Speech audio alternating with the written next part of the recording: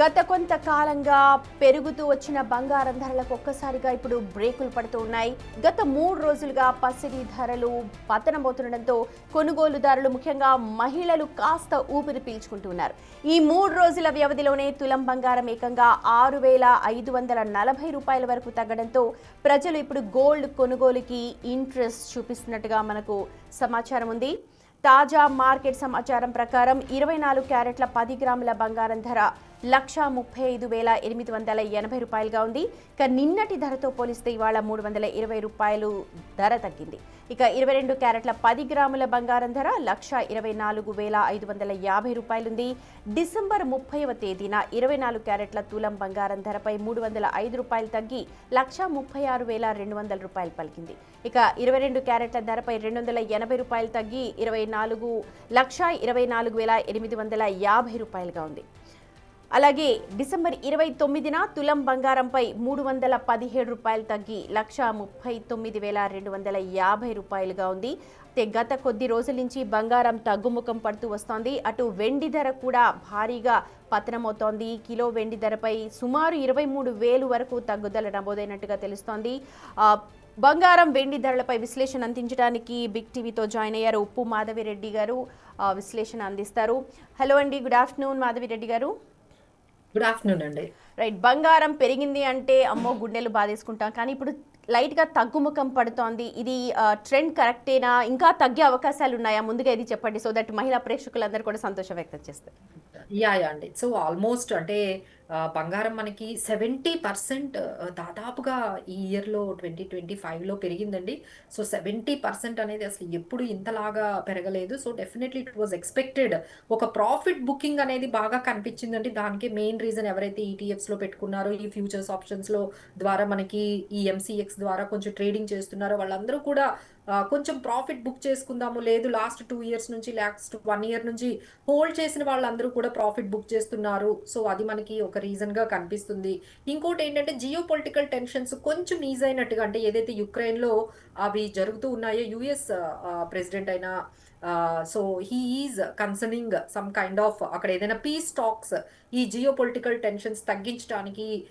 So అది మనకి కొంచెం బాగా యూజ్ అయిందండి. దానివల్ల కూడా ఈ ఎప్పుడైతే జియో పొలిటికల్ టెన్షన్స్ తగ్గుతాయో కొంచెం గోల్డ్ అనేది రిస్క్ తగ్గుతుంది. కాబట్టి ఈ సేఫ్టీ హెవెన్ అయిన గోల్డ్ మీద నుంచి కొంచెం ప్రాఫిట్ బుకింగ్ అయితే కనిపిస్తుందండి. ఇంకా అన్నిటికన్నా మెయిన్ రీజన్ ఏంటంటే everyone is moving towards holidays. ఎందుకంటే ఇప్పుడంతా కూడా January 1st వరకు, అంటే ఇప్పుడు ఈ గోల్డ్ అండ్ సిల్వర్ ఇవన్నీ మెయిన్ ట్రేడింగ్ అయ్యేది international market, New York stock exchange ఇలాంటి వాటిల్లో, అది లండన్ స్టాక్ ఎక్స్చేంజ్ లో ఇక్కడ హ్యూజ్ గా ట్రేడ్ అవుతూ ఉంటుందండి. అంటే ప్రైస్ కూడా డిసైడ్ అయ్యేది ఇంటర్నేషనల్ మార్కెట్ లో.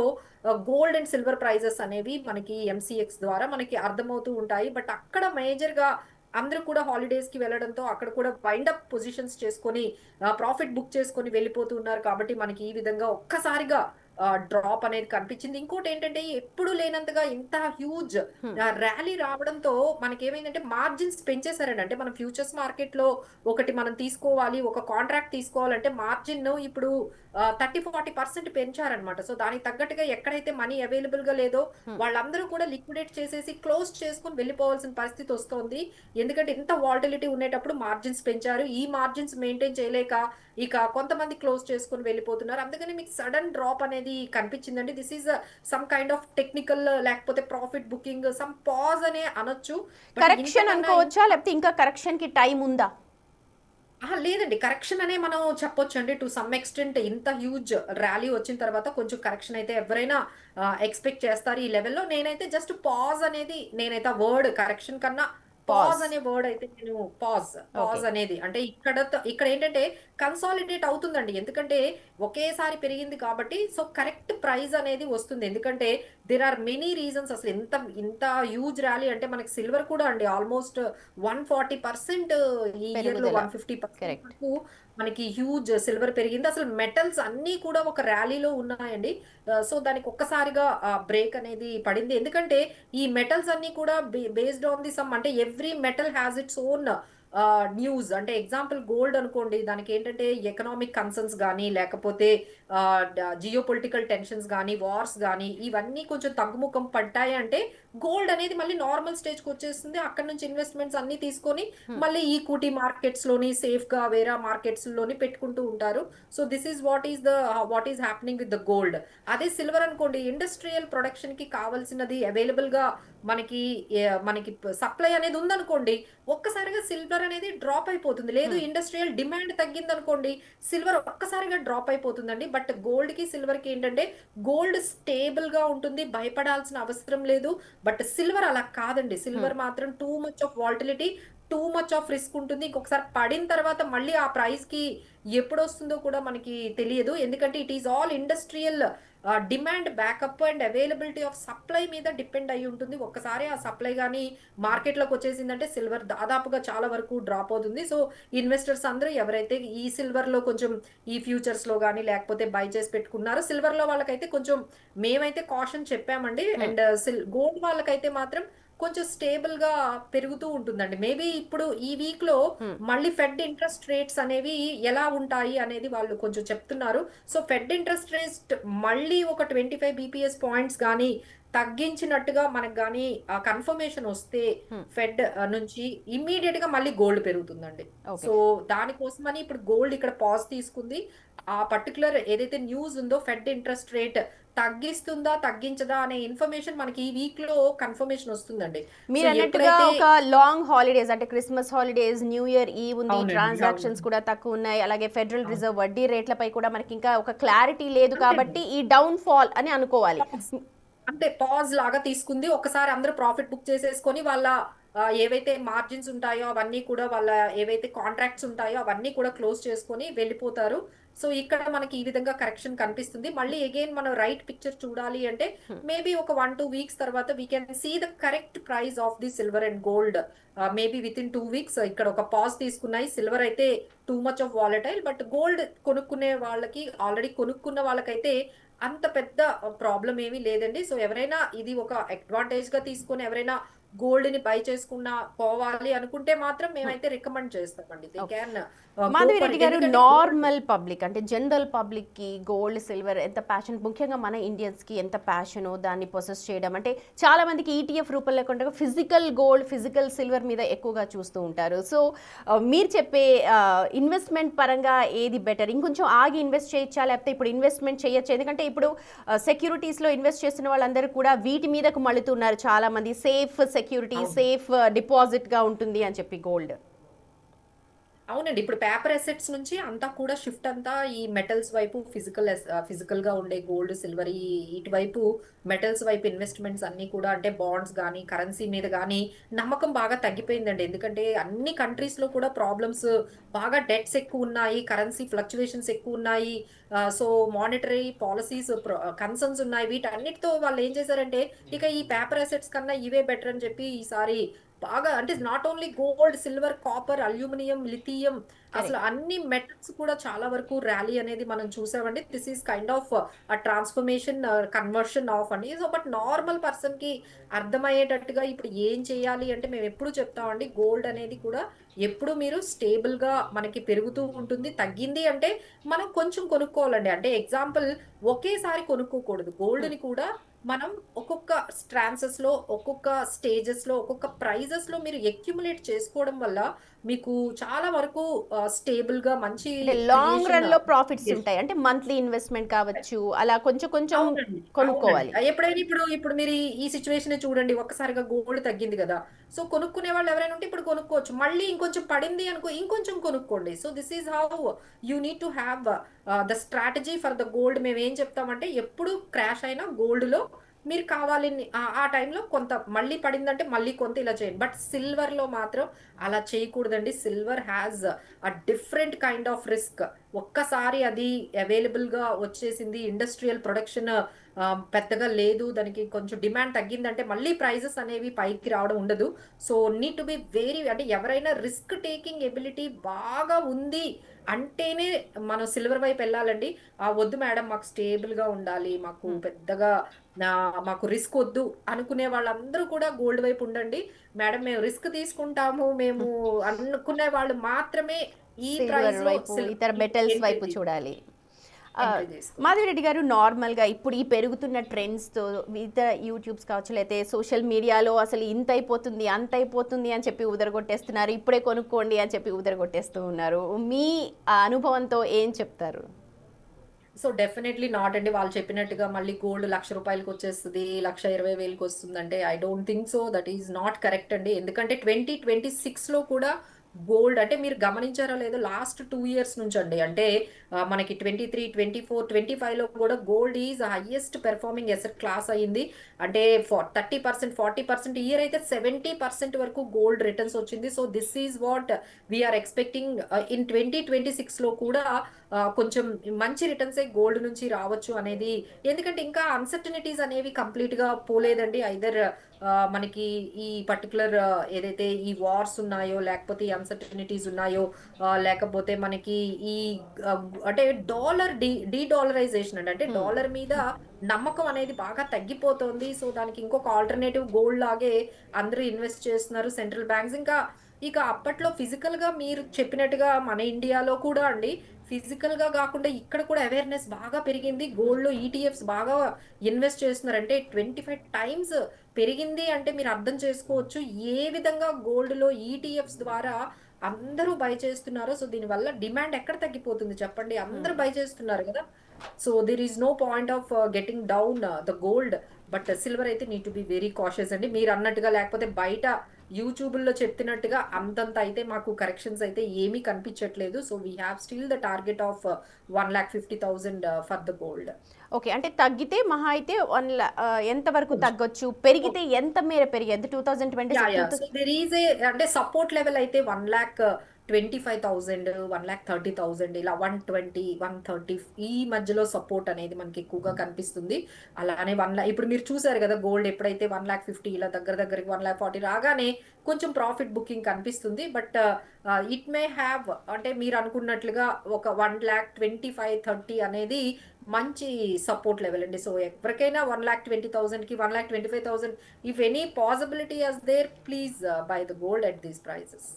మాధవరెడ్డి గారు, నార్మల్గా జనరల్గా ఇప్పుడు స్టార్ట్ చేయాలనుకున్న వాళ్ళకి కూడా కరెక్ట్ టైమే అంటారా? ఇన్వెస్ట్మెంట్ పర్పస్గా ఇవన్నీ సరే, సిల్వర్ పక్కన పెట్టేస్తే రిస్క్ ఎక్కువ తీసుకునే వాళ్ళే దాని మీద వెళ్ళాలంటున్నారు. బట్ గోల్డ్ అన్నది బాగా పెరిగిపోతోంది, లేకపోతే ఇప్పుడు బాండ్స్లో కానీ లేకపోతే ఎందులో అయినా పెట్టాలి అనుకున్న వాళ్ళకి is it a correct time to invest? So definitely yes అండి. బట్ పెట్టే విధానం అనేది మారాలండి. ఇంకా ఇంకా మారాలి. మేము చెప్తూనే ఉన్నాము. ఫిజికల్‌గా వెళ్లి మీరు ఆర్నమెంట్‌గా వెళ్లి గోల్డ్‌ని అదే ఇన్వెస్ట్‌మెంట్ అనుకోని చాలామంది చాలా మనీ అనేది పోగొట్టుకుంటున్నారు. సో హ్మ్. మీరెళ్లి షాప్‌లోకి వెళ్లి ఒక ఆర్నమెంట్ కొనుక్కోవడం వల్ల అది దానివల్ల 20% ఆల్రెడీ అక్కడ పోతోంది కదండీ. మీరు హ్మ్. ఆర్నమెంట్ కొన్నారంటే వాళ్ళ జీఎస్టీ ద్వారా లేకపోతే తరుగని చెప్పి మీకు 20% అక్కడే తగ్గిచ్చేస్తున్నారు. సో అది ఎట్లా ఇన్వెస్ట్‌మెంట్ అవుతుందండి? ₹1,00,000 మీరు పట్టుకెళ్తే 80,000 గోల్డే మీకొస్తే దాన్ని ఇన్వెస్ట్‌మెంట్ ఎట్లా అంటారు? So that is not investment అండి.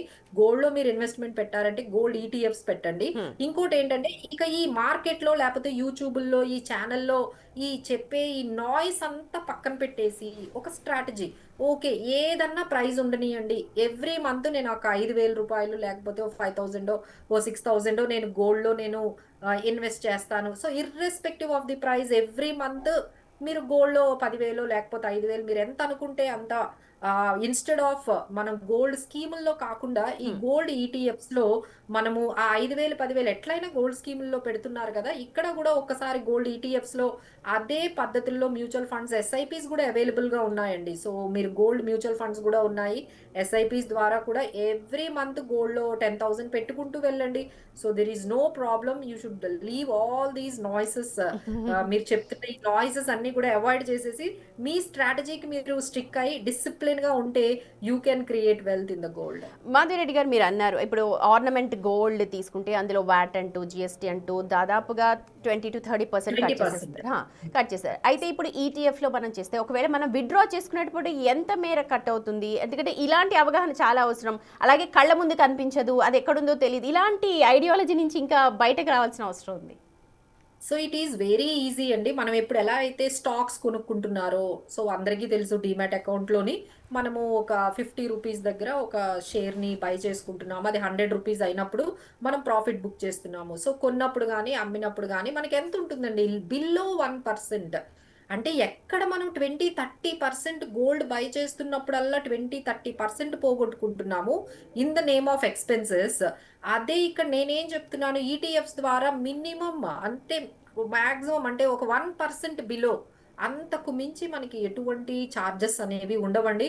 అండ్ ఇంకోటి ఈ రోజుల్లో చూస్తున్నారు కదండి, గోల్డ్ ఇంత హై ప్రైస్ లో ఉండడం వల్ల is it safe to keep it in house అండి? ఇంట్లో పెట్టుకోవడం, మనం వేసుకోవడము నిజంగా అంత సేఫేనా? Definitely not. అంత సేఫ్ కాదు కదండి. So correct. బయటకు మీరు వెళ్ళి ట్రావెల్ చేయలేరు, మీరు దాన్ని వేసుకొని ఎక్కడికి వెళ్ళలేరు, ఇంట్లో కూడా మనం పెట్టలేము. సో బ్యాంకుల్లో పెట్టుకోవడము ఇదంతా ఎంత మనకి అక్కడ కూడా రిస్కీ మనం థింగ్స్. వాళ్ళకి దాన్ని బ్యాంక్ లోంచి తెచ్చుకునేటప్పుడు పెట్టుకున్నప్పుడు మీరు ఎంత టెన్షన్ ఫీల్ అవుతారండి. అదంతా మళ్ళీ బ్యాంక్ లాకర్కో 10,000 15,000 కట్టట్లేదా? So these are all messy things అండి. దానికన్నా మనం గోల్డ్ ఈటీఎఫ్స్ లో మనం పెట్టుకుంటే, మీరు పెట్టిన ₹1,00,000 ఒక 2,00,000 అయ్యాయి అనుకోండి, మనకి ఎప్పుడైనా 50,000 కావాలి అంటే 1 డేలో మీకు వచ్చేస్తాయండి అకౌంట్ లోకి మళ్ళీ. 1 డేలో you can get your money. మీకు ఎంత అమౌంట్ మీకు కావాలో అంత అమౌంట్ వరకు మీరు మీ అకౌంట్ లోకి 2 డేస్ లోని 1 డేలోనే మీకు మీ బ్యాంక్ అకౌంట్ లోకి వచ్చేస్తాయి. అండ్ ట్రాన్సాక్షన్స్ చార్జెస్ అంటారా, బిలో 1% ఉంటాయి. సో మెనీ అడ్వాంటేజెస్ అండి. అంటే సేఫ్టీ ఉంటుంది, మీకు ట్రాన్సాక్షన్ కాస్ట్లు తక్కువగా ఉంటాయి, very easy to buy and cell. So ఇంకా డెఫినెట్లీ అండి, మనం ఎంత చెప్తూ ఉన్నా డెఫినెట్లీ అందరికీ కూడా కొంచెం భయంగా ఉంటుంది. ఎందుకంటే ఈ రోజుల్లో పేటిఎం లో కూడా ₹100 గోల్డ్ కొంటున్నారండి. అవును, అవును, సో ఈజీ అవును. సేఫ్, అసలు అవన్నీ సేఫ్ కాదని సెబియే చెప్తుందండి. మీరు ఏ యాప్ కనబడితే యాప్ ఓపెన్ చేసి వాళ్ళేమో ఏదో ఇప్పుడు కొత్తగా అడ్వర్టైజ్మెంట్ ఏటీఎంస్ పెట్టారు. ఆ ఏటీఎంస్ లో గోల్డ్ కాయిన్స్ 10, 5, 2, 3 అంటున్నారు. Is it safe? అదే దట్స్ వాట్ అండి. ఫిజికల్ గోల్డ్ అనేది తెచ్చుకుంటారు, బానే ఉంది. తెచ్చుకొని పెట్టుకునేటప్పుడు అది నిజంగా ఎంత సేఫ్ గార్డ్ మీరు చేసుకోవాలి, ఎన్ని ఇయర్స్ సేఫ్ గార్డ్ చేసుకుంటారండి? ఇంట్లో ఒకసారి మిస్ అయిపోతే so okay. There is no guarantee. ఎందుకంటే వాల్యూ పెరుగుతున్న కొద్దీ దాని సేఫ్టీ కూడా కన్సర్న్సే కదండి. సో వాల్యూ ఇంత పెరిగిపోయింది గోల్డ్. సో మీరు ఒక్క చిన్న చైనే ఇప్పుడు మనకి ఇప్పుడు దాదాపుగా 5 lakhs వాల్యూ ఉంటుంది. సో దీనివల్ల మనం ఏం చేయాలి అంటే బెటర్ ఈ ఫిజికల్ గా మనం మెయింటైన్ చేయడం అనేది ఈ ప్రైస్ లో చాలా కష్టం కాబట్టి, ఇక నుంచైనా మనం అంటే ఫిజికల్ గా అయితే మేము వేసుకుంటాము అంటే దానికి ఆప్షన్ లేదండి. ఇన్వెస్ట్మెంట్ గా పెట్టుకునే పర్పస్. వాళ్ళకైతే మా సలహా లేదు, దీన్ని ఇన్వెస్ట్మెంట్ గానే మేము చూస్తున్నాము, గోల్డ్ ను ఒక ఇన్వెస్ట్మెంట్ గా పెట్టాలి అనుకుంటున్నాం అంటే వాళ్ళైతే ఖచ్చితంగా ఖచ్చితంగా ఫిజికల్ ఈటీఎఫ్స్. గోల్డ్ అనేది పెట్టకుండా ఈటీఎఫ్ పెట్టి, ఇక మనం వేసుకోవాలంటే ఇంకా ఆప్షన్ లేదు కదండి. మీరు నేను దానికి ఎంత మాట్లాడుకున్నా సరే పబ్లిక్‌కి కావాల్సింది బంగారం దానికి రేటు తగ్గుతుందా దానికి లేదా? ఆల్టర్‌నేటివ్ తగ్గితే ఎంత తగ్గుతుంది? కొనుక్కోవాలా వద్దా? ఈ విషయాలే. సో ఒక్కసారి అంతే. మీరు అవన్నీ చెప్పేస్తే మనం డెఫినెట్‌లీ. కంక్లూడ్ చేద్దాం. అంతేనండి. ఒక్కసారి తగ్గింది అంటే ఇప్పుడు అంటే మీరు ఒక మ్యారేజ్ మీకు ఇంట్లో ఒక ఫ్యామిలీలో ఒక మ్యారేజ్ ఉంది. ఒక 50 గ్రాములు కొనాలి, లేకపోతే 60 గ్రాములు కొనాలి అనుకునే వాళ్ళకి ఈ స్టేజ్‌లో కొంత కొనుక్కోండి. మళ్ళీ ఏమైనా పడిందంటుంటే ఇంకొక 20 గ్రామ్స్, 30 గ్రామ్స్ అట్లా మీరు బై చేసుకోండి. సో ఈ ట్రాన్సెస్‌లు అంటే ఇది ఒక ఆపర్చునిటీ అనుకోని మనం బై చేసుకోవచ్చు. అంటే ఇంకొంచెం అంతా మనకి ఒకటేసారి కాకుండా దశలుగా జస్ట్ ఒక దశలు 50 దశలుగా కావాలంటే 20, కొనుక్కోండి. 20 అట్లా. ఓకే. అలా చేయండి. అలా ఎందుకంటే ఈ ఆపర్చునిటీ మిస్ అవ్వద్దు గదా! ఇప్పుడు ఆల్రెడీ తగ్గింది గదా! హ్మ్. సో ఇంకా ఒకవేళ తగ్గితే మళ్ళీ ఇంకొక 20 గ్రామ్స్ అలాగా దశల ఇంకొంచెం వారీగా 20 కొనుక్కోవడం the grams better option. Better option అండి. ఇప్పుడు ఈ కరెక్ట్. డౌన్ ఫాల్ ర్యాలీ మీరన్నట్టుగా ఈ వారం రోజులు వెయిట్ ఉంటుందా? అదేనండి. అంటే ఇక్కడి నుంచి మనకి ఫెడ్ ఇంట్రెస్ట్ రేట్స్ మళ్ళీ ఇప్పుడు ఫెడ్ ఇంట్రెస్ట్ రేట్స్ మనకి ఒక న్యూస్ వచ్చింది. Let's say example, interest rates అస్సలు మార్చలేదు, హ్మ్. యథాతథంగా ఉంచారు అనే న్యూస్ వచ్చిందనుకోండి, గోల్డ్ మళ్ళీ పడుతుంది కదా! కరెక్ట్. So okay. మనకి అసలు అదేం డిక్లేర్ చేస్తారో తెలియదు కదండీ. ఇప్పుడు ఫెడ్ ఇంట్రెస్ట్ రేట్స్ మళ్ళీ ఆహ్, తగ్గించారనుకోండి, గోల్డ్ మళ్ళీ పెరుగుతుంది. హ్మ్. తగ్గించలేదు, మేము యథావిధంగానే ఇంట్రెస్ట్ రేట్స్‌ని పెడుతున్నాము, మేము దాంట్లో ఎటువంటి మార్పులు చెయ్యట్లేదు అని యూఎస్‌లో ఫెడ్ ఇంట్రెస్ట్ రేట్స్ నుండి మనకి న్యూస్ వస్తే హ్మ్. డెఫినైట్‌లీ గోల్డ్ అనేది ఇంకొంచెం తగ్గుతుందండి. ఓకే. So fine. ఇది ఈ ఇన్ఫర్మేషన్ ఈ యాహ్! ఇన్ఫర్మేషన్ వరకు కొంచెం వెయిట్ చేయాలి. ఈ ఇన్ఫర్మేషన్ వచ్చేటప్పటి వరకు గోల్డ్ అనేది కొంచెం వాలటిలిటీ అనేది చాలా ఉంటుంది. ఎందుకంటే అందరూ కూడా ప్రాఫిట్ బుక్ చేసుకుంటారు కదండీ. ఎందుకంటే ఏమవుతదో తెలీదు కదా! పడిపోతుందేమోనని మీకు తెలుస్తున్నప్పుడు don't you book the profit, మనం కొంచెం కరెక్ట్. ప్రాఫిట్ బుక్ చేసుకొని వెయిట్ చేస్తాం కదా! హ్మ్. సో ఇప్పుడు అదే ఖచ్చితంగా జరుగుతుందండి. అందరూ ప్రాఫిట్ బుక్ చేసుకొని వెయిట్ చేస్తున్నారు. ఎప్పుడైతే ఆ న్యూస్ వచ్చిందో మళ్ళీ కొనడం అనేది స్టార్ట్ అవుతుంది. బేస్డ్ ఆన్ థాట్ ఇన్ఫర్మేషన్ అంతే. రైట్ అండి. Thank you so much Madhavi Reddy గారు మాతో జాయిన్ అయినందుకు అండ్ ఇన్ఫర్మేషన్ షేర్ చేసుకున్నందుకు థ్యాంక్స్ ఎ లాట్. రైట్, అది మాధవిరెడ్డి గారు చెప్తూ ఉన్నారు. ఇప్పుడు కరెక్ట్ టైం కొనుక్కోండి. ఇంకా పడితే ఒకవేళ మీకు ఎంత అవసరం ఉందో అంత మేరే కొనుక్కోండి. ఒకవేళ నిజంగా మీరు బిజినెస్ చేయాలనుకుంటే, లేకపోతే అందులోంచి మీరు ప్రాఫిట్స్ తీసుకోవాలనుకుంటే మాత్రం ఆర్నమెంట్ రూపంలో కాదు, ఈటీఎఫ్ రూపంలో పెడితే మీకు మెజారిటీ ప్రాఫిట్స్ వస్తాయని చెప్పి అభిప్రాయం వ్యక్తం చేస్తున్నారు.